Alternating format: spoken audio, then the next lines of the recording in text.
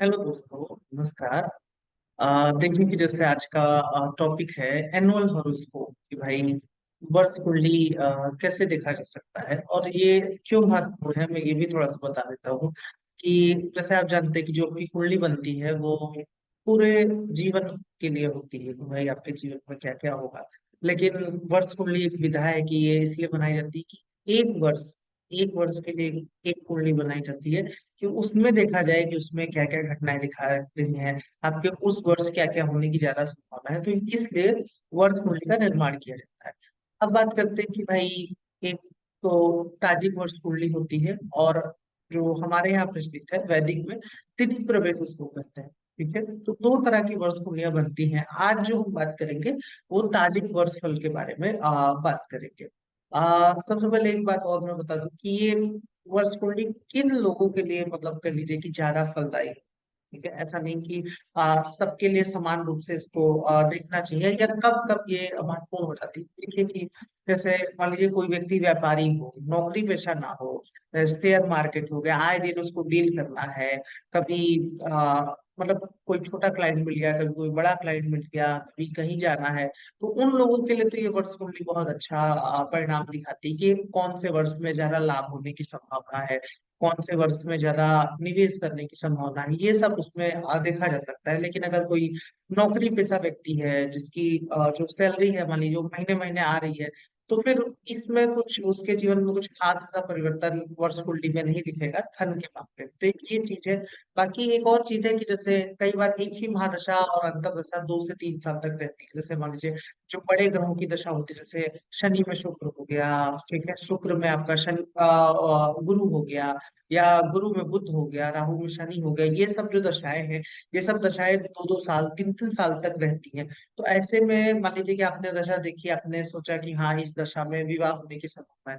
लेकिन भाई 3 साल की दशा है, टोटल दशा दशा, तो विवाह किस वर्ष होगा ये जानने की में भी वर्ष फल जो कुंडली होती है ये बहुत ही कह लीजिए कि महत्वपूर्ण भूमिका निभाती है। कि उसको देखने से एक नजर समझ में आ जाता है कि हाँ इस वर्ष ये घटना होने की ज्यादा संभावना है। तो ये 2 3 चीजों का ध्यान रखिएगा। पहले डायरेक्ट इस पे जंप करने से बचिएगा, या अगर कोई व्यापारी है तो उस केस में आप उसके वर्ष कुंडली को देख सकते हैं डायरेक्ट कि हाँ भाई अगला वर्ष उसके पैसों के लिए कैसा रहेगा। लेकिन अगर बाकी चीजों के लिए देख रहे हैं, जैसे नौकरी के लिए या शादी विवाह के लिए, तो पहले जन्म कुंडली देख लेना चाहिए। और जन्म कुंडली की दशा अंतर दशाएं देख लेनी चाहिए। अगर वहां की दशा अंतर दशाएं जो घटनाएं आप निकाल रहे हैं उसको सपोर्ट कर रही हैं, तब फिर आप वर्ष कुंडली पे बढ़िएगा। ठीक है, अब दशा अंतर्दशा का फल कैसे देखते हैं तो उसको मैं पहले बता चुका हूँ। इस चैनल पे दशा पे बहुत सी वीडियो अवेलेबल है, तो आप चाहे तो उसको देख सकते हैं। चलिए, अब बात करते हैं कि ताजिक वर्ष कुंडली बनती कैसे है भाई।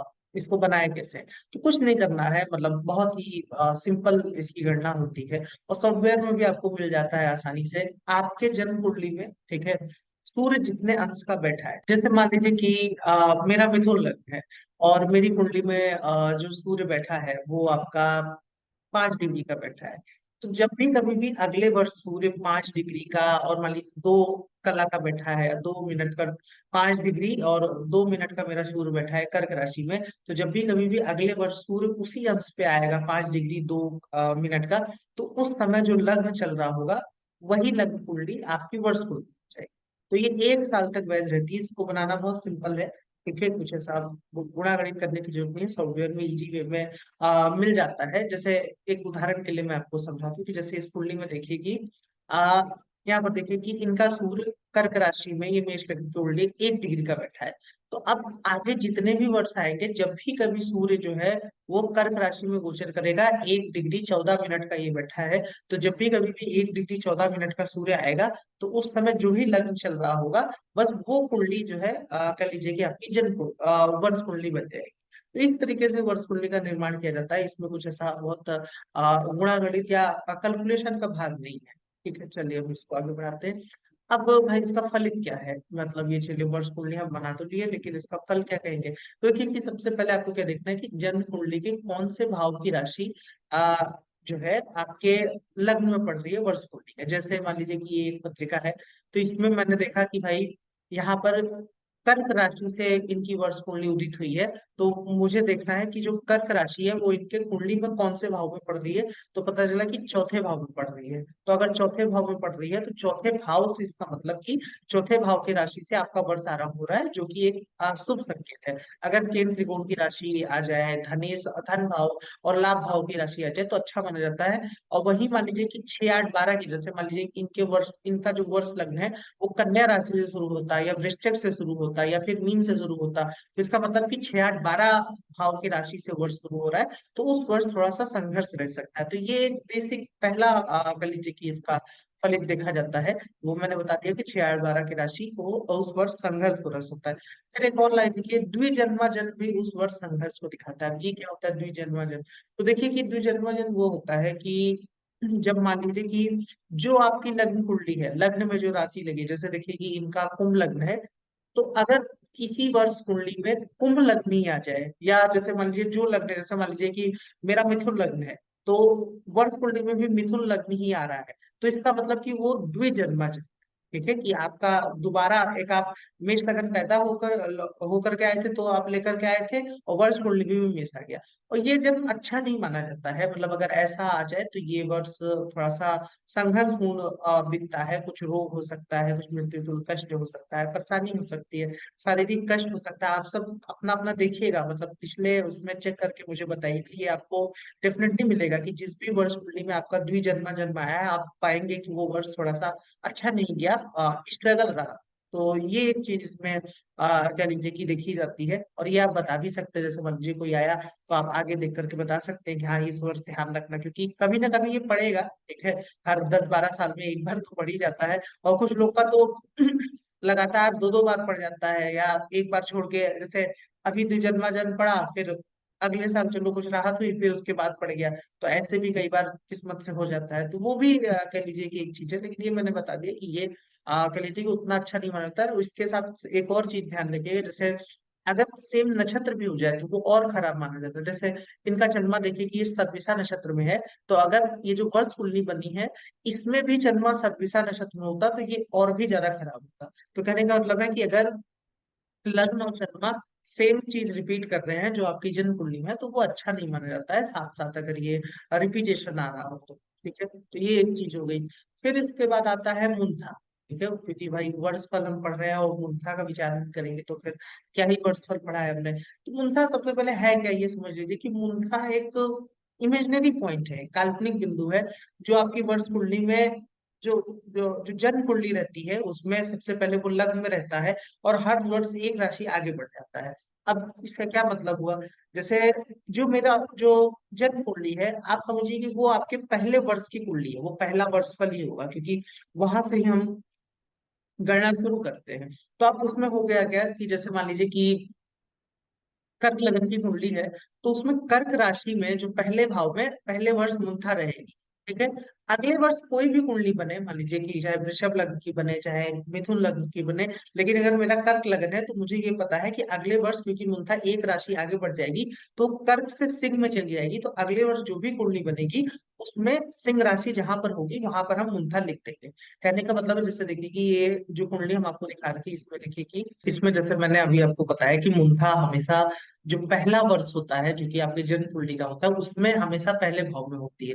तो इनके जन्म के समय जो पहला वर्ष था, आप मान लीजिए कि मुंथा जो है, जिसको शून्य वर्ष कहा जाता है, एक तरीके से कह लीजिए कि वो क्योंकि अभी पहला हुआ भी नहीं रहा होता है, वो चल रहा होता है, तो मुंथा जो है वो इनकी मेष राशि में रहेगी। अब हुआ क्या कि इनका, जैसे यहाँ पर देखिए कि जो सॉफ्टवेयर ने 36 लिखा है, इसका मतलब कि 36 साल बीत चुके हैं, हमको 37वें साल का जानना है कि 37 ईयर में मुंथा किस राशि में रहेगी। तो हम क्या करेंगे कि ऐसे आगे बढ़ाते चलेंगे। जैसे मान लीजिए कि पहले साल में मुंथा मेष राशि में थी, तो दूसरे साल में मुंथा वृषभ में आएगी, तीसरे में वो मिथुन में आएगी। ऐसे करते करते जब हम 12 पे पहुंचेंगे तो यहाँ पर 12वें साल में मुंथा जो है वो मीन राशि में आ जाएगी। अब इनका मेष लग्न है इसलिए ऐसा हो रहा है, मान लीजिए किसी का मिथुन लग्न होता तो हम मुंथा जो है मिथुन शुरू करते, तो ये ध्यान रखिएगा। ठीक है, तो अब हमको जैसे मान लीजिए 37वें साल का जानना है, तो 12 यहाँ पर आ गया, 24वां साल भी इनका इसी में आएगा मेरे हिसाब से, क्योंकि 12 दूना 24, 36वां साल भी इसी मीन राशि में आएगा। तो 36 साल तक क्या होगा कि 36वें साल में इनकी मुंथा जो है वो मीन राशि में पड़ेगी। और क्योंकि हम 37वें साल का विचार कर रहे हैं तो एक राशि हम आगे बढ़ जाएंगे, 37 ईयर जो है वो उनका इनका मेष राशि में पड़ेगा। तो यहाँ पर देखिए कि जो 37 ईयर का जो चार्ट है, जो 37वां वर्ष जो चल रहा है, उसमें मुंथा जो है वो आपकी यहाँ पर देखिए मेष राशि में लिखा हुआ है। जैसे मान लीजिए कि एक और उदाहरण लेते हैं कि मान लीजिए हमको जानना है कि 19वें वर्ष में मेरी मुंथा किस राशि में आएगी। ठीक है, तो हम क्या करेंगे कि अब 19 देखेंगे कि आपके जन्म कुंडली में किस राशि में आ रहा है। तो देखिए कि यहाँ से अगर आप गिनेंगे, मेष से गिनेंगे, तो यहाँ पर 12 भाव कंप्लीट हो जाएगा, 12 वर्ष कंप्लीट हो जाएगा। और यहाँ से फिर से 13वां वर्ष चालू हो जाएगा लग्न से। फिर यहाँ पे 14 आ जाएगा, तीसरे भाव में 15वां आ जाएगा, चौथे में आपका 16वां, और पांचवे में 17वां, छठे भाव में आपका 18वां वर्ष आ जाएगा। और क्योंकि हम 19वें वर्ष का विचार कर रहे हैं तो हम कह सकते हैं कि 19वें वर्ष में इनकी जो मुंथा होगी वो आपकी तुला राशि में होगी। तो इस तरीके से इसको कैलकुलेट किया जाता है। बहुत ज्यादा आपको इसको करने की आवश्यकता भी नहीं पड़ेगी, क्योंकि आजकल हर सॉफ्टवेयर में जहां पर भी वर्ष कुंडली रहती है वहां पर मुंथा ऑलरेडी कैलकुलेट करके दिया जाता है। तो ये तो हो गई कैलकुलेशन की बात की मुंथा कैसे गणना किया जाता है। अब बात करते हैं कि इसका फलित क्या है। तो देखिए कि मुंथा यदि आपके वर्ष कुंडली में 4 और 12 भाव या छह छठे, सातवें और आठवें भाव में आ जाए तो ये थोड़ा खराब माना जाता है, अच्छा नहीं माना जाता उस वर्ष के। कहने का मतलब है कि उनका अगर ये मोक्ष त्रिकोण वाले भाव में पड़ जाए तो वो थोड़ा सा परेशानी देता है, और छठे भाव में पड़ जाए और आपका सातवें भाव में पड़ जाए तो भी मुंथा को खराब माना जाता है, अच्छा नहीं माना जाता है। ठीक है, तो ये हो गया। अब इसके खराब अच्छा क्या, चौथे में पढ़ना उतना ही खराब है जितना आठवें में तो नहीं, ये आप जानते हैं कि आठवें भाव में अगर मुंथा जाएगी तो वो ज्यादा खराब होगा बजाय कि चौथे के। तो ये थोड़ा सा अपने बुद्धि से भी आप तारतम्य कर लीजिएगा। ठीक है, बाकी बताया गया है कि जिस भाव में वो घर का सुख नहीं रहता है, आठवें में हो तो पीड़ा हो सकती है, कोई मृत्यु तुल्य कष्ट रहता है, ऐसे करके बोला गया है। तो मुंथा अगर 4, 8, 12 में हो, 6, 7, 8 में हो तो खराब मानी जाती है। 9वें, 10वें, 11वें भाव में मुंथा अच्छी मानी जाती है। यदि आपका 9 में मुंथा आ रहा है, 10वें में मुंथा पड़ रही हो, 11वें में पड़ रही हो तो अच्छा माना जाता है। बाकी बचे भाव में मुंथा का फल उस भाव पर पड़ने वाले प्रभाव से विचार करें। जैसे मान लीजिए कि अब जो हमने तीसरे भाव के बारे में बात नहीं की, मान लीजिए तीसरे भाव में मुंथा पड़ जाए तो इसका क्या करेंगे। तो इसमें हम देखेंगे कि भाई तीसरे भाव की मुंथा को कैसे शुभ ग्रह देख रहे हैं, वो पापी ग्रहों से पीड़ित तो नहीं है। तो ये थोड़ी चीजें हम देख लेंगे, उस हिसाब से फल करेंगे। बाकी भाव में सामान्य सा फल रहता है, ना तो बहुत अच्छा ना तो बहुत खराब। तो ये तो हो गया कि भाई मुंथा की बात। अभी इसके आगे क्या होगा कि हम मुंथेस को भी देखेंगे। और अभी जो ये कुंडली मैं दिखा रहा हूँ इसमें मैं फलित भी बताऊंगा आपको कि क्या हुआ, क्यों हम ये कुंडली बार बार ले रहे हैं। पहले बस सोच रहा हूँ कि नियम एक बार थोड़े से बता दो, फिर हम इसमें आगे बढ़ते हैं। जैसे मान लीजिए अभी तक जितना हमने देखा कि हमने बात की थी कि भाई आ, 2-3 नियम अभी तक हमने पढ़े कि लग्न में कौन सी राशि आ रही है। तो यहाँ पर दिखा कि चौथे भाव की राशि आ रही है, तो जो कि एक अच्छा इंडिकेशन है। अगर अभी तक के हिसाब से ये अगर ये मेरे से पूछने आती है, ये जातिका का चार्ट है, तो हम कह सकते हैं कि हाँ भाई लगन में चौथे भाव की राशि आ रही है, कुछ डोमेस्टिक रिलेटेड इवेंट हो सकती है, या घर की सुख शांति से संबंधित कुछ हो सकता है। चौथा आ रहा है तो अच्छा है। ठीक है, फिर हमको मुंथा भी 10वें में मिली, तो हमने बात की थी कि 10वें भाव में, 9वें भाव में मुंथा रहती तो अच्छा होता है। तो ये भी कह सकते हैं कि कुछ करियर क्षेत्र में भी ठीक दिखता है, मुंथा 10वें भाव में आई है तो ये वर्ष अच्छा दिखता है। अभी तक 2 नियम पे हमने बात की। आगे बढ़ते हैं, देखते हैं कि और क्या चीज है। तो देखिए कि मुंथा के साथ साथ मुंथेस का भी विचार करें। अब ये मुंथेस क्या होता है। तो मुंथेस उसको कहते हैं जहां पर मुंथा बैठी रहती है, उस राशि का जो स्वामी होता है उसके स्वामी को हम मुंथेस कहते हैं। जैसे इस कुंडली में मुंथेस कौन बनेगा, तो मुंथा अगर मेष राशि में बैठी है तो इसका मुंथेस जो बनेगा वो मंगल बन जाएगा। अगर मुंथा मान लीजिए तुला में बैठती तो इसका मुंथेस जो बनता वो आपका शुक्र बन जाता। तो जिस भी राशि में मुंथा स्थित होती है उसके स्वामी को हम मुंथेस की संज्ञा देते हैं। अब मुंथेस का विचार क्या करें।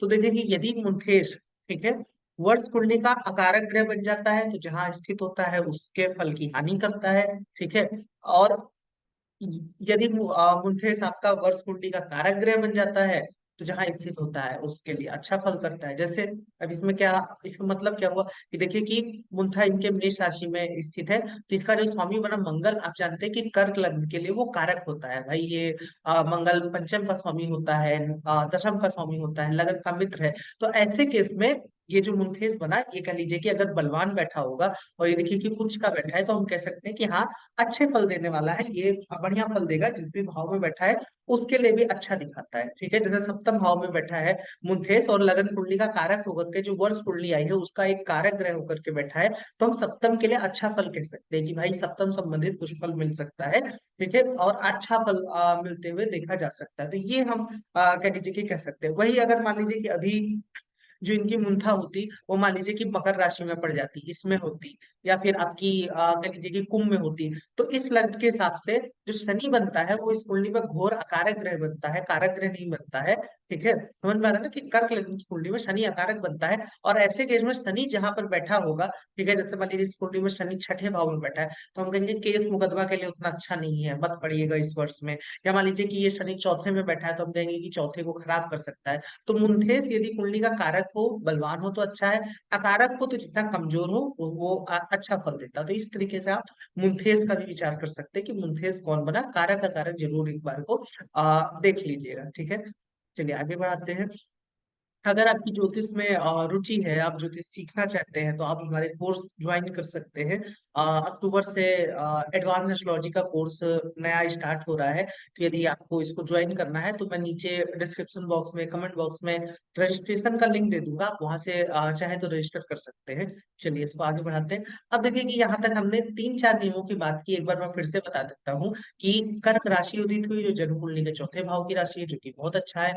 मुंथा इनके 10वें भाव में है, ये भी बहुत अच्छा है वर्ष के हिसाब से। जो मुंथेस बना, वो कह लीजिए कि वो कुंडली का कारक है, लगन का मित्र है।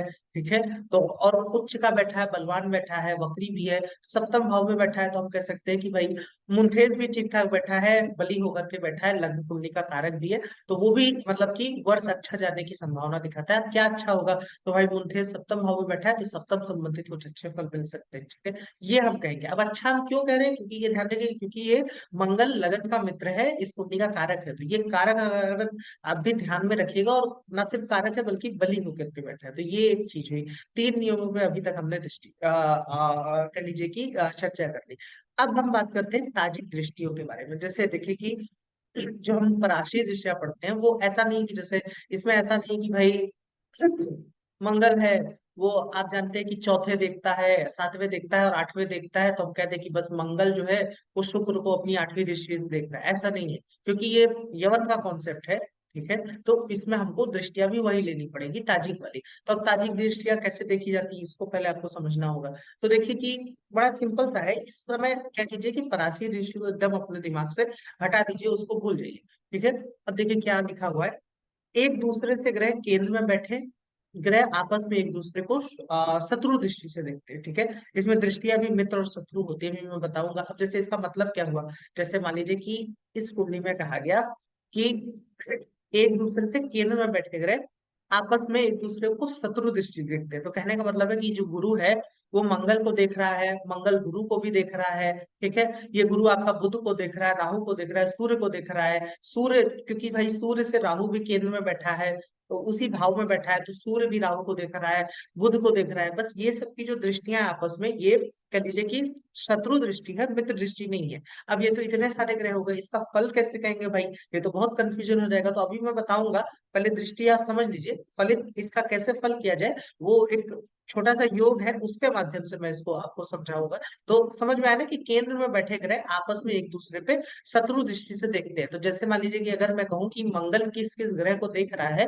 तो इसमें आएगा कि मंगल जो है, क्योंकि केतु के साथ बैठा है, तो केतु को देख रहा है, गुरु को देख रहा है, बुध को देखेगा, राहु को देखेगा, और आपका सूर्य को देखेगा। और जो ये सारे एक चार सात दस भाव है, इन सब भाव पर भी मंगल की दृष्टि आ जाएगी। तो ये एक तो ये फल हो गया। ठीक है, फिर उसके बाद और कौन सी दृष्टि लिखी हुई है, तो देखिए कि पंचम नवम और 3 11 बैठे ग्रह आपस में एक दूसरे को मित्र दृष्टि से देखते हैं। अब ये क्या है भाई, जैसे मान लीजिए कि यहाँ पर देखिए कि गुरु और शनि को देखिए, गुरु से शनि यहाँ पर देखिए कि तीसरे भाव में है, और शनि से जो गुरु है वो आपका 11वें भाव में है। ठीक है, तो कहने का मतलब है कि अब शनि गुरु में भी दृष्टि संबंध बना, 3 11 भी ग्रह एक दूसरे को देखते हैं, मगर ये मित्र दृष्टि संबंध है।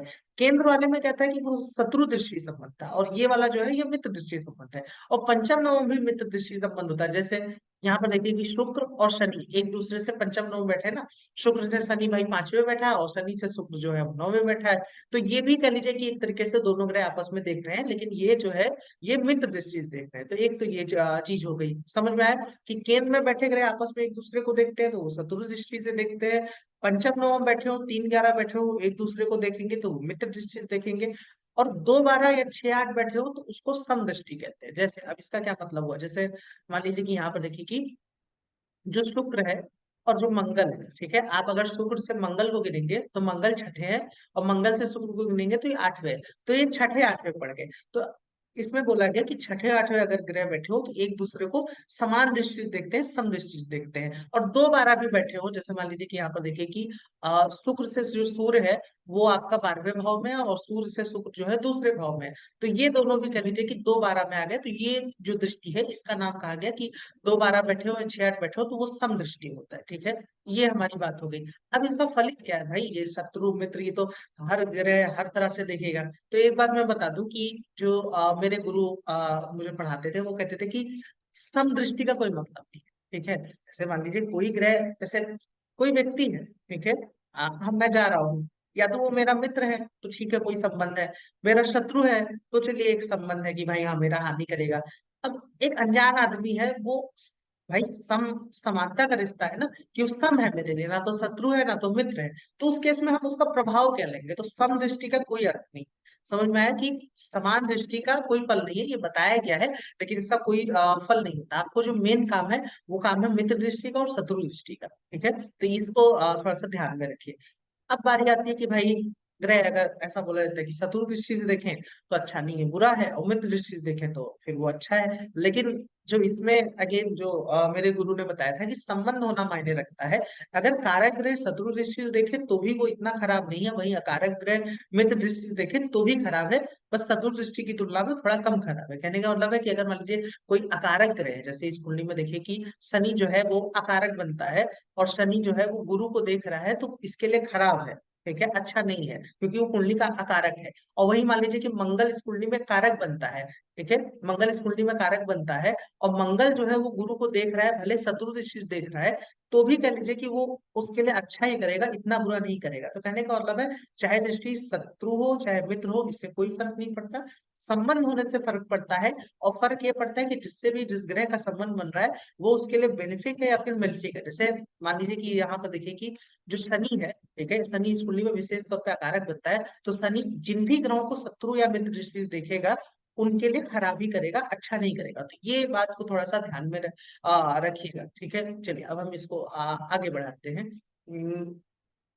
कहने का मतलब है कि भाई जैसे एक अकारक ग्रह होकर के वो अगर किसी उसको देखता है, ग्रह को एक तरीके से कह लीजिए कि देखता है, तो उसको थोड़ा सा अच्छा नहीं माना जाता है, उस पर कुछ कष्ट परेशानी आती है, ऐसा बोला जाता है, ठीक है। बाकी दृष्टि चाहे शत्रु हो चाहे मित्र हो, आप उसको संबंध की तरीके से काउंट करेंगे। और क्यों इसको संबंध के तरीके से काउंट करना है ये भी हम बता दे रहे हैं, क्योंकि इतना सारा दृष्टियां हमने पढ़ाई है, तो सिर्फ ऐसा नहीं कि दृष्टि को ही देखना है, एक योग बनता है, क्योंकि हम ताजिक पढ़ रहे हैं, तो इसमें ये योग जो इस साल करके एक योग बनता है, इस योग की विशेष महत्ता होती है, ठीक है।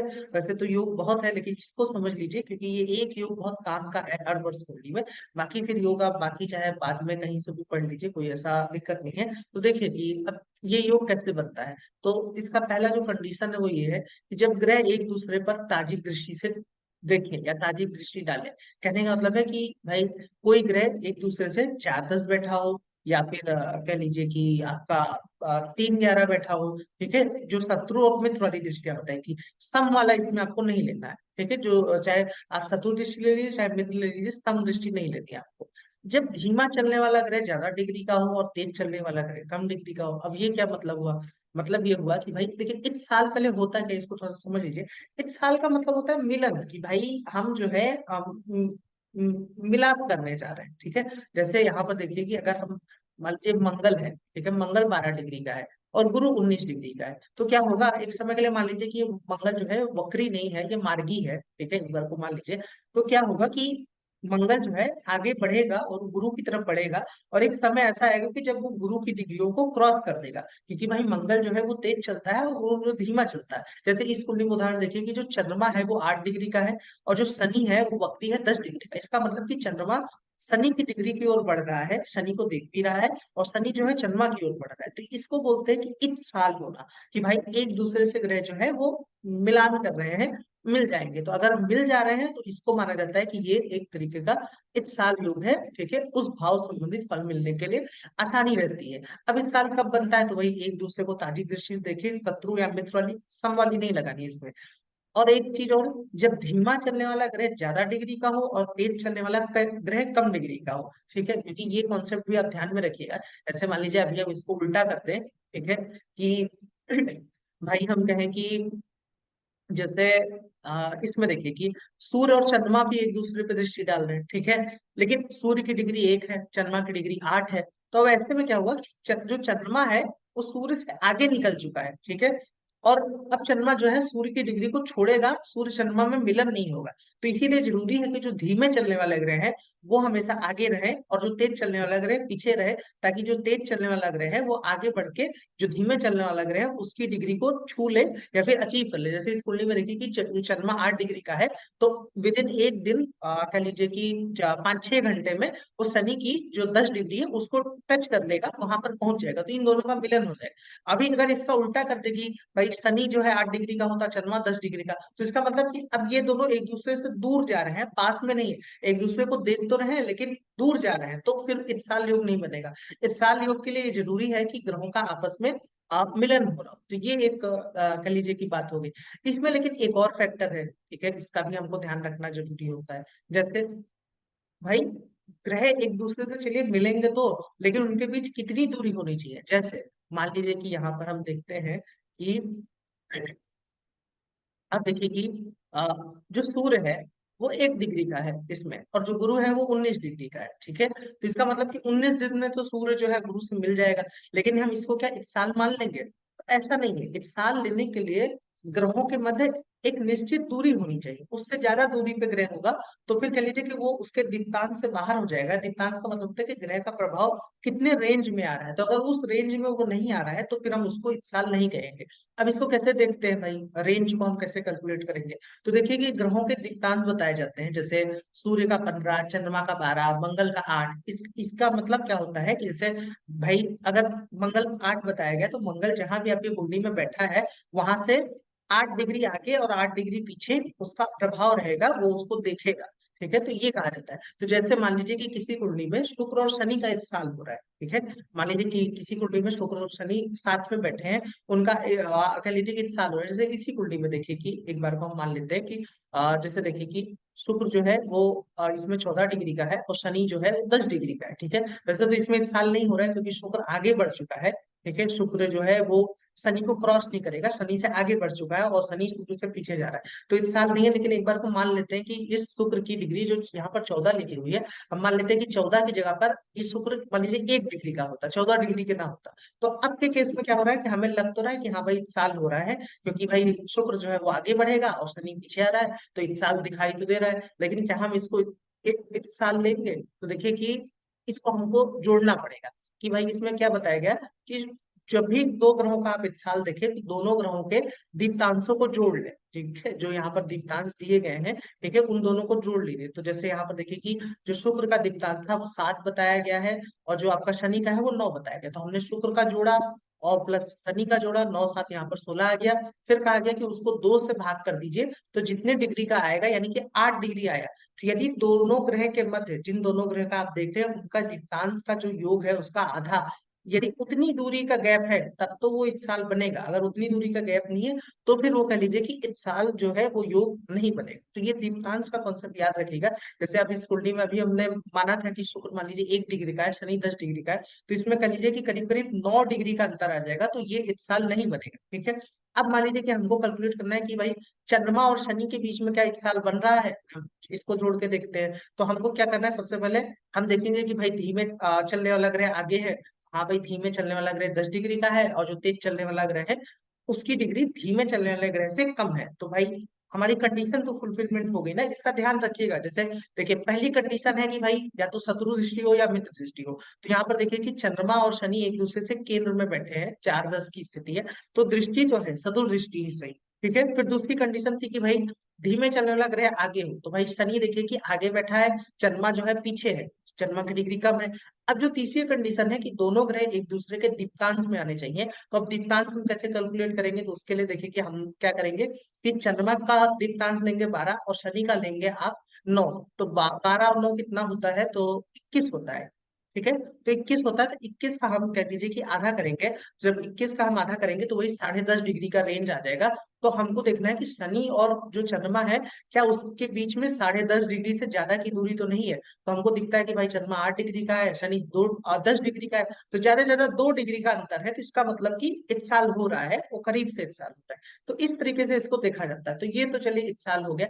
अब इसका फल क्या है भाई, इतना सारा हमने जो सारी कैलकुलेशन की, इसका कोई फल भी होना चाहिए। तो देखिए कि जब भी कभी भी ऐसा माना जाता है कि वर्ष कुंडली में लगने से जिस भी भावेश से इत्साल करता है, वो फल आपको उस वर्ष मिलने की पूरी पूरी संभावना है, ऐसा बताया गया। ठीक है, तो अब इस कुंडली में देखिए कि लग्नेश जो है, इस कुंडली में कौन बनता है, तो चंद्रमा बनता है। अब हम देखेंगे कि चंद्रमा का किस किस से इत्साल हो रहा है। ठीक है, तो चंद्रमा का जो है इत्साल सबसे पहले यहाँ पर देखिए कि शनि से होगा।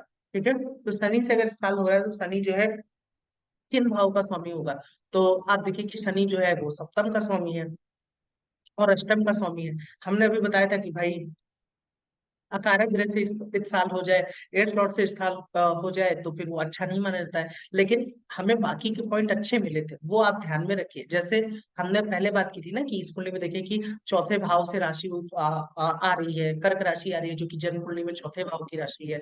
मुंथा 10वें में आया, मुंथेस सप्तम भाव में आया। ठीक है, समझ में आ रहा है ना कि जो इस कुंडली में मुंथेस है, वो ऑलरेडी सप्तम भाव में बैठा है, और तब जाकर के शनि जो है वो आपका जो लगने से उसे साल कर रहा है। तो हम ये कह सकते हैं कि भाई सप्तम के फल ज्यादा मिलते हुए देख रहे हैं, क्योंकि जो मुंठा भाव का स्वामी है, कह लीजिए कि वो भी इसी सप्तम भाव में बैठा है। अगर ये मंगल जो है, जो मुंठेश बनता है, वो 8वें में बैठा होता तो हम एट्थ हाउस के फल ज्यादा कहते हैं। लेकिन इस कुंडली में क्योंकि मुंठेश ऑलरेडी सप्तम में आ गया है, और मुंठेश जिस भाव में होता है उसके फल निश्चित ही मिलते हैं। और उसके बाद क्या हुआ कि जो सप्तमी से इस कुंडली का शनि, वो इस चंद्रमा से इस साल भी कर रहा है, तो हम कह सकते हैं कि सप्तम भाव संबंधित इवेंट दिखती है कि इस वर्ष कुछ शादी होना, कुछ विवाह होना, कुछ सप्तम भाव संबंधित हो सकता है। और आप ध्यान दीजिए कि जब ये चंद्रमा जो है वो आगे बढ़ेगा, ठीक है, शनि की डिग्री को क्रॉस करेगा, तो देखिए कि चंद्रमा और मंगल में भी इत्साल हो रहा है एक तरीके से। ठीक है, कि वो मंगल को भी टच करेगा, तो वो भी कह लीजिए कि अच्छा संकेत है। कहने का मतलब है कि अब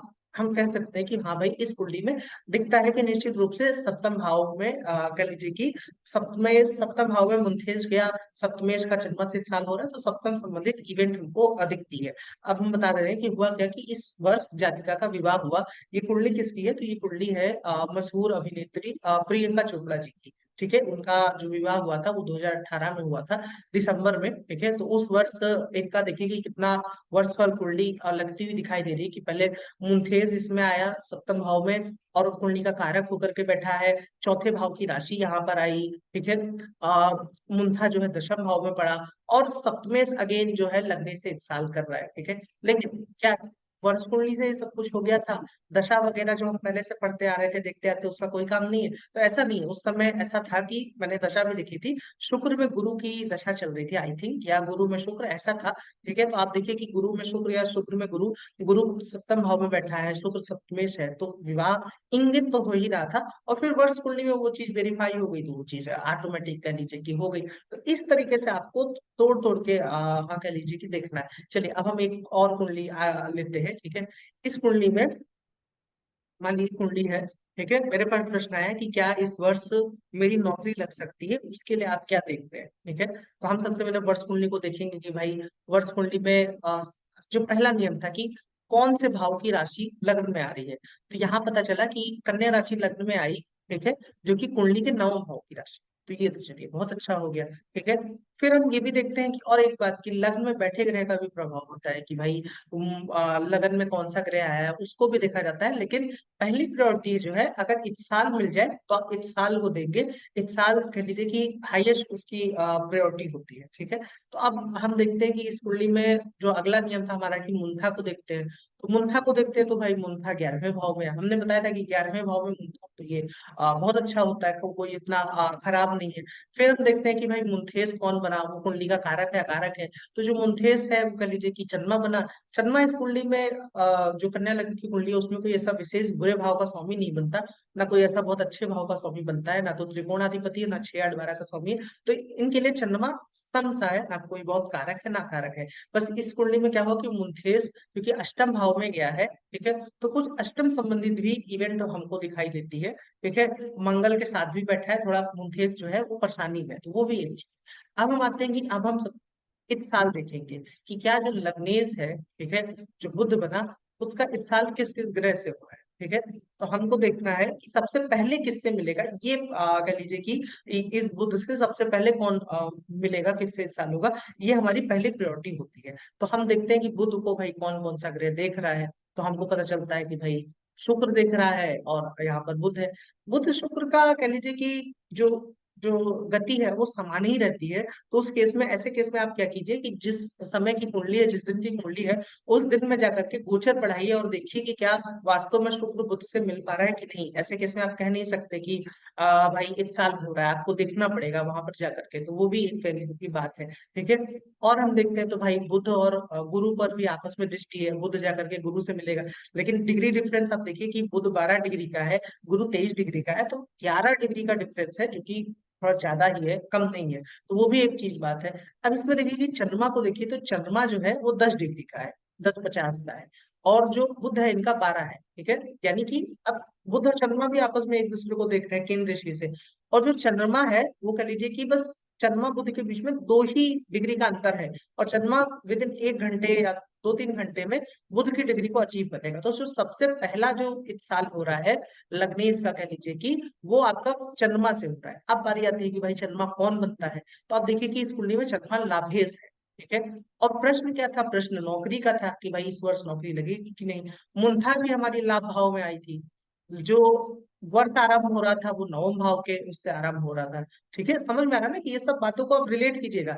जो वर्ष कुंडली का लग्नेश है वो दूसरे भाव में बैठा था, जो कि अगेन धन भाव में है। यानी कि लाभ से संबंधित ये वर्ष दिखा तो रहा है कि कुछ ना कुछ होना चाहिए। ठीक है। हमारे पास 3 4 पॉइंट आ गए ना कि भाई एक तो पहले लग्नेश ही इसमें कह लीजिए कि धन भाव में बैठा है वर्ष कुंडली का। फिर मुंथा 11वें भाव में बैठी है। फिर मुंथेश जो है वो लग्नेश से इस साल योग बना रहा है। ठीक है। और वो जो मुंथेश है वो 11 लॉर्ड भी है। तो अब हमको क्या चाहिए भाई, इतना सब तो मिल ही गया। तो इस जातक के इस वर्ष कह लीजिए कि जॉब लगी थी LIC में। और देखिए कि LIC आप जानते हैं कि वो थोड़ा सा बीमा वगैरह का काम होता है। मृत्यु का थोड़ा सा उसमें आता है रोल कि कोई मरता है फिर उसके बाद उसको चेकिंग की जाती है। तो यहाँ पर देखिए जो मुंथेस 8th हाउस में था तो वो भी इस चीज को इंगित कर रहा था, और इनकी दशा में कुछ ऐसी चल रही थी। वो सारा पहले मैंने चेक कर लिया था, फिर हम वर्ष कुंडली पे आए थे। तो ये आप भी ध्यान रखिएगा। चलिए अब हम इसको आगे बढ़ाते हैं, एक और कुंडली लेते हैं। ठीक है। जैसे देखिए कि ये कुंडली है और इसमें भी हमको आपको समझाना है कि हमेशा जो है ऐसा नहीं होगा कि भाई कह लीजिए कि जो भावेश है वो इस साल कर रहा है लेकिन इवेंट जो है उसी से संबंधित हो जाए। ठीक है। जैसे मान लीजिए इस कुंडली में देखिए कि हम जो बताना चाह रहे हैं उसको समझ लीजिए, बाकी नियम तो आप फिर से अपना लगा ही लेंगे। इस कुंडली में भी देखिए कि चंद्रमा और गुरु का जो है इस साल हो रहा था। बस एक छोटी सी ही कह लीजिए कि डिग्री का अंतर था। और इस कुंडली में जैसे कि चंद्रमा जो है वो पंचम भाव का स्वामी है। ठीक है। तो कहना हम कह सकते हैं क्या इसमें संतान होने की संभावना है, लेकिन अभी जातक की शादी ही नहीं होती, संतान कहाँ से हो जाएगी। ठीक है। तो वो भी एक कह लीजिए कि बात का ध्यान में रखिएगा। हाँ, इस वर्ष जातक ने पढ़ाई स्टार्ट की थी तो वो एक चीज है। लेकिन इस वर्ष और एक इवेंट हुई थी, क्या हुआ था कि विवाह हुआ था। ठीक है। अब विवाह कैसे हो गया भाई, तो देखिए कि चंद्रमा क्योंकि सप्तम भाव से ही सप्तम भाव में बैठ करके इस साल कर रहा है, तो ये भी एक मैटर करता है कि ग्रह अगर जिस भाव में बैठ करके इस साल कर रहा हो तो उस भाव संबंधित भी फल मिलने की संभावना होती है। हालांकि भावेश का फल जो है वो पहले आता है, उसकी प्रायोरिटी जो है वो ज्यादा है। ठीक है, और कभी कभी ऐसा भी होगा कि वर्ष कुंडली में वो इवेंट नजर नहीं आ रही है, लेकिन दशा क्योंकि प्रोमिनेंट और उसका गोचर आ गया है, तो भी इवेंट हो जाती है। मैंने ये भी देखा है कि वर्ष कुंडली में कई बार वो चीज उतना नजर नहीं आती है, या मान लीजिए ताजिक वाले में नहीं आएगी तो तिथि प्रवेश एक और वर्ष कुंडली बनता है, उसमें आपको हो सकता है कि वो चीज नजर आ रहा है। तो ये अभी एक बात का ध्यान रखिएगा। ठीक है, बाकी अभी एक दो चीज और है जो हमको समझानी है। अब जैसे देखिए कि ये एक और कुंडली है, ये उसी जातक की आगे की कुंडली है, यानी कि वो 33वां वर्ष था, तो ये 34वें वर्ष की। ठीक है, और इसको मैं क्यों लगा रहा हूँ, इसमें कुछ इवेंट भी जो मुझे दिखाना है वो, जैसे चलिए हम शुरू शुरू करते हैं। जैसे इसमें देखिए कि लग्न में सप्तम भाव की राशि आ रही है, जो कि इतना खराब नहीं है, ठीक ठाक है। लेकिन जो मूर्धा आई वो कह लीजिए कि आपका चौथे भाव में आई। हमने बताया था कि मूर्धा अगर चौथे भाव में हो तो अच्छा नहीं माना जाता है, उसको खराब माना जाता है। भाई 4 8 12 में मूर्धा अच्छी नहीं मानी जाती है। फिर जो मूर्धा भाव का स्वामी है वो कौन बना, तो वो बनता है कुंडली का कारक, बुध बनता है। बुध लग्नेश भी है। ठीक है, यानी कि बुध मूर्धेश भी है, बुध आपका लगन का भी स्वामी है। तो बुध जो है वो कह लीजिए कि एक विशेष ग्रह बन गया। लेकिन क्या बुध यहाँ पर बलवान है, ये भी देखना पड़ेगा ना। तो आप देखिए कि बुध मंगल के साथ बैठा है, सूर्य के साथ बैठा है, एक अग्नि तत्व राशि में बैठा है। तो कहने का मतलब बुध पे दो पापी ग्रहों का प्रभाव है, और बुध कुंडली का कारक होकर के, मुंथेस बन करके, एक कारक ग्रह होकर के यहाँ पर कमजोर पीड़ित बैठा है सप्तम। ठीक है, तो ये थोड़ा सा अच्छा नहीं दिखा रहा है, क्योंकि समझ में आ रहा है ना कि भाई आपका जो लग्नेश है वो कुंडली में थोड़ा बलवान होना चाहिए। और ना सिर्फ इसमें बुध लग्नेश बना, बल्कि वो मुंथेस। अब देखते हैं कि बुध किस किस से इस साल कर रहा है। तो आप देखिए कि सबसे पहले दृष्टि जरूर देख लेते हैं कि बुध पे किसकी किसकी दृष्टि आ रही है। तो भाई मंगल की दृष्टि आएगी, शनि की दृष्टि आएगी, गुरु की दृष्टि आ जाएगी बुध पे, बाकी ग्रहों की दृष्टि नहीं आएगी, क्योंकि डिग्री का डिफरेंस कह लीजिए कि ज्यादा है। तो ये तीन कह लीजिए कि ग्रहों की दृष्टि आएगी।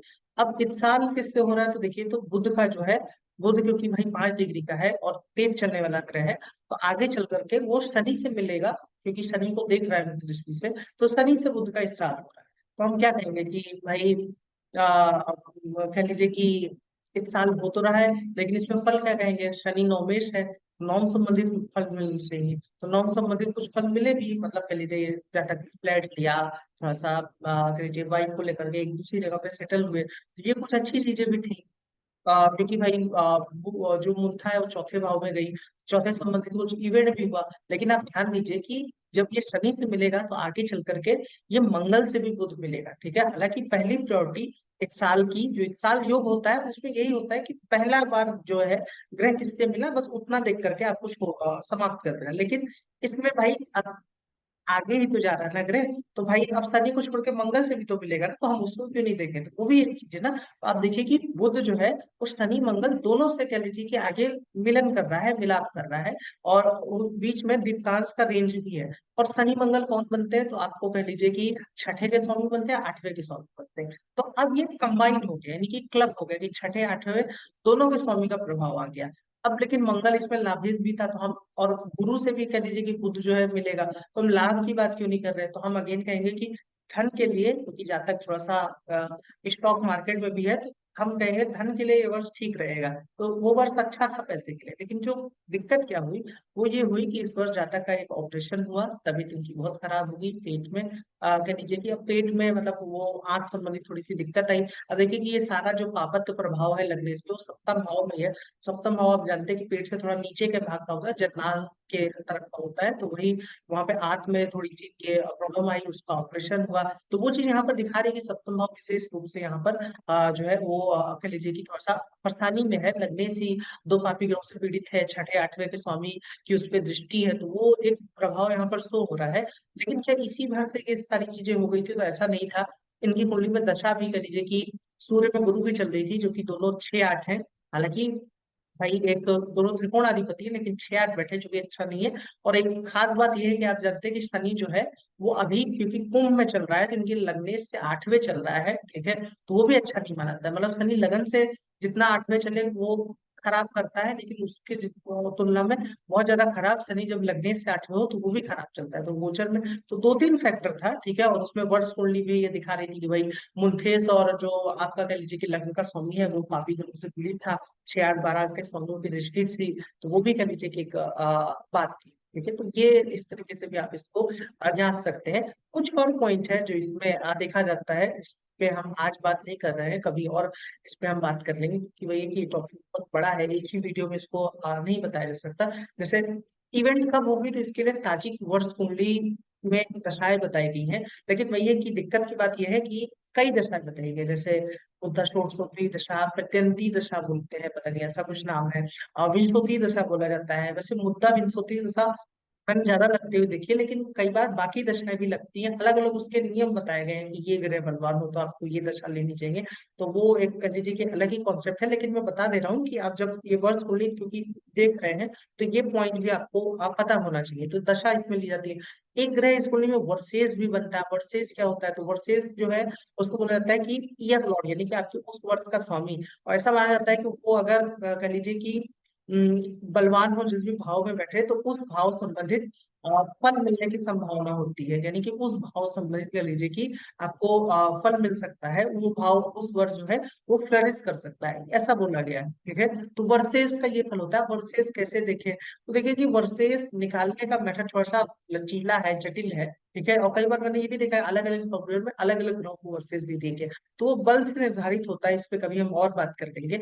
सहम होता है कि भाई कह लीजिए कि लगन से और ग्रह के बीच का डिग्रियों के अंतर को जोड़ घटा करके वो सहम निकाला जाता है। ठीक है, और सहम का भी प्रभाव होता है कि सहम जिस भाव में है, उसी सहम पे कैसे ग्रह की दृष्टि है, कैसे ग्रह का प्रभाव है। जैसे मैं आपको एक बात बताऊं कि इस चार्ट में इस समय जो मैं बता रहा था ना कि जातक का विवाह हुआ था इस समय, ठीक है, तो इस समय इनका जो सहम है ये ठीक कह लीजिए कि 9 डिग्री का यहाँ पर कह लीजिए कि था। और जुपिटर देखिए कि इनका विवाह सहम इनका 9 डिग्री का यहाँ पर था। और गुरु देखिए कि ठीक 8 डिग्री का बैठा है, यानी कि उसी 9 डिग्री के एकदम रेंज में है, उसी नवांश में है कह लीजिए। तो वो भी एक चीज है कि सहम पे यदि कोई ग्रह आ जाता है तो वो भी कह लीजिए कि उस इवेंट को पक्का होता दिखाता है। और विवाह सहम इनका मीन राशि में कह लीजिए कि 9 डिग्री का ही आया था, तो वो भी कह लीजिए कि एक बात है। लेकिन वही है कि सहम वगैरह कैलकुलेट करना सॉफ्टवेयर में दिया रहता है, अच्छे सॉफ्टवेयर में थोड़ा सा जटिल काम है, कभी मौका रहा तब इस पे भी बात कर लेंगे। और एक मास कुंडली भी बनाई जाती है, ठीक है, वर्ष फल के लिए, कि भाई अलग अलग महीनों में क्या होगा, तो उसके लिए उसका विचार किया जाता है, वो भी कह लीजिए कि एक चीज है। और आखिरी में योग, जैसे अब इसमें हमने एक आपको जो विशेष योग है इस साल तो बता दिया, लेकिन इस साल के साथ साथ बहुत योग होते हैं, मड़व होता है, यमिया होता है, तमाम नक्त होता है।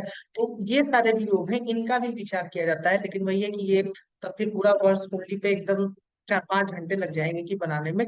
तो वही है कि इस पे कभी हम आगे बात कर लेंगे, लेकिन मोटा मोटी आप वर्ष कुंडली को देख करके ये चीजें जान सकते हैं। क्या क्या देखना है, एक बार मैं फिर से इसको समराइज कर देता हूँ। कि सबसे पहले देख लेना है कि द्विजन्मा जन्म तो नहीं आ रहा है, यानी कि जो आपके लग्न कुंडली में राशि है वही वर्ष कुंडली में तो नहीं आ रही है। फिर दूसरा कि कौन सी राशि आ रही है, ठीक है, भाई वर्ष कुंडली में अगर त्रिकोण की राशि आ रही है, जो कि जैसे मान लीजिए मेरा मेष लगन है, तो अगर सिंह राशि से मेरा वर्ष लग्न उदित हो रहा है, तो ये अच्छी बात है कि त्रिकोण की राशि को 6-8-12 की राशि से अच्छा नहीं माना जाएगा। उस पर संघर्ष रहता है। फिर हमको देखना है कि भाई मुंठेस किस भाव में है, 4-8-12 में तो खराब है, छठे सातवें में, 9-10-11 में तो अच्छा है, बाकी आप बल से निर्धारित कर सकते हैं। सॉरी, मुंठा किस भाव में, मुंठेस का विचार करिए कि कुंडली का कारक है कि अकारक है। अगर कारक है कुंडली का जो मुंठेस बन रहा है, तो वो बलवान होना चाहिए, अकारक है तो कमजोर होना चाहिए। जो वर्ष कुंडली का लगने से उसका विचार करें कि वो किस भाव में गया है, उस पे कैसे ग्रहों का प्रभाव, अगर लग्नेश वर्ष कुंडली का बहुत पीड़ित है तो आप मान के चलिए कि उस वर्ष कुछ दिक्कत आ सकती है। वही मान लीजिए कि लग्नेश जिस भी भाव में बैठा है, बलवान होकर के बैठा है, तो उस भाव संबंधित फल उस वर्ष मिलने की ज्यादा संभावना होती है। जैसे मान लीजिए कि चौथे भाव में वर्ष कुंडली का लग्नेश जाकर के बैठा है और चतुर्थे की दृष्टि आ जाए, या बलवान होकर बैठा है, तो घर संबंधित कुछ जमीन संबंधित इवेंट हो सकती है, ये हम कह सकते हैं, वाहन संबंधित इवेंट हो सकती है। फिर देखिए कि लग्नेश का किन भावों से इत्साल हो रहा है, जो योग मैंने बताया, तो उस भाव के स्वामी का फल मिलने की बहुत संभावना होती है। जैसे 2-3 फैक्टर से वेरीफाई हो जाए, जैसे मान लीजिए कि वर्ष कुंडली का लग्नेश चौथे में गया है और चौथे भाव के स्वामी से ही इत्साल कर रहा है, तो निश्चित ही घर संबंधित कोई इवेंट हो सकती है। या मान लीजिए मुंठा चौथे भाव में आई है और जो वर्ष कुंडली का लग्नेश है वो चतुर्थे से इत्साल कर रहा है, तो ये 2-3 चीजें देख लीजिएगा। या जैसे मान लीजिए कि जन्म कुंडली के चौथे भाव की राशि लग्न में आई है और वर्ष कुंडली का लग्नेश चौथे में गया है, तो चौथे संबंधित इवेंट्स हो सकती है। तो दो तीन चीजें जितनी मिलती जाएगी उतना ही इवेंट होने को ये पक्का करेगी। लेकिन एक बात बस ध्यान रखिएगा, वर्ष कुंडली में आने से पहले अपनी दशा जरूर देख लीजिएगा, क्योंकि आपको दशा का फल पहले आना चाहिए। ठीक है, दशा मतलब कह लीजिए कि वर्ष कुंडलियां ये सब 20-30% महत्व रखती है, दशा सुपर उसका फल है। ठीक है, तो पहले उसकी प्रायोरिटी ज्यादा है, उसकी महत्ता ज्यादा है। आप एक बार दशा देख के दशा के फल निकालिए, फिर उन फलों को आप वर्ष कुंडली में चेक कीजिए कि क्या वर्ष कुंडली भी उन फलों को देने की कोशिश कर रही है या नहीं कर रही है। तो ये दो तीन बातों का ध्यान रखिएगा। चलिए, अगर आपको ये वीडियो अच्छा लगा हो तो इस चैनल को जरूर सब्सक्राइब कीजिएगा, और अगर कोई डाउट है, ठीक है, इस टॉपिक से संबंधित जो आज मैंने बताया है, तो आप नीचे अपने कमेंट सेक्शन में कह लीजिए कि प्रश्न पूछ सकते हैं इस टॉपिक से संबंधित। अगर आप मुझसे कंसल्टेशन लेना चाहते हैं तो इस नंबर पर व्हाट्सअप कर सकते हैं या मेल कर सकते हैं। आप चाहे तो मुझे इंस्टाग्राम पे भी फॉलो कर सकते हैं। आज के लिए इतना ही रखते हैं, फिर किसी दिन मिलते हैं एक और वीडियो के साथ। तब तक के लिए धन्यवाद।